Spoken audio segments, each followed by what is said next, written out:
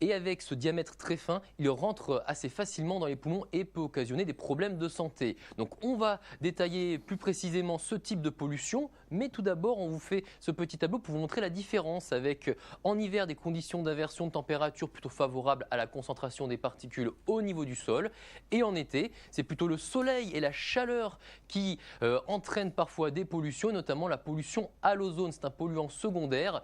qui est transformé à partir de deux polluants primaires qui, eux, en se rencontrant et en se transformant avec ces réactions chimiques dues au soleil et à la chaleur, génèrent ce polluant secondaire. Mais on va parler tout de suite des particules et voici un tableau pour vous montrer pourquoi est-ce que ces particules sont dangereuses pour la santé. Tout d'abord, on a ces particules grossières dont le diamètre est proche de 10 micromètres, voire supérieur. Ces particules sont bloquées au niveau de la bouche, donc elles ne descendent pas plus loin, tandis que les particules fines, les PM2,5 pour particulate matter, inférieures à 2,5 micromètres, elles rentrent dans les bronches et peuvent déjà occasionner des problèmes de santé, notamment au niveau des poumons. Et les plus dangereuses, ce seront les plus fines, qui sont inférieures encore à ces 2,5 micromètres, et celles-ci pénètrent dans les alvéoles et peuvent même parfois rentrer dans le sang, d'où leur effet immédiat quasiment, notamment pour les personnes qui sont sensibles de ce côté-là. Regardons maintenant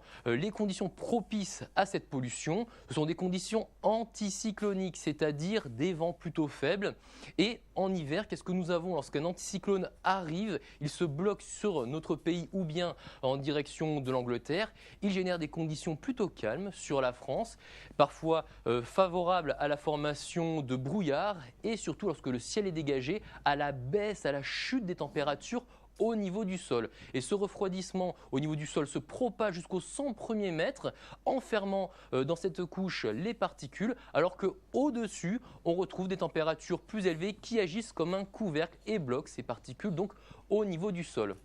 On peut avoir également un autre effet, c'est le vent qui, lorsqu'il souffle et qu'il amène une masse d'air polluée, donc en provenance de régions où on a eu déjà pas mal d'émissions de particules, et bien lorsque cette masse d'air polluée passe au-dessus d'autres zones d'émissions, ces émissions de particules se rajoutent à la pollution ambiante et peuvent, malgré tout, avec ce vent, générer des conditions polluées. C'est ce que l'on peut avoir, notamment en hiver, lorsqu'on a un flux de secteur nord-est qui ramène la pollution déjà présente depuis l'Europe centrale jusqu'en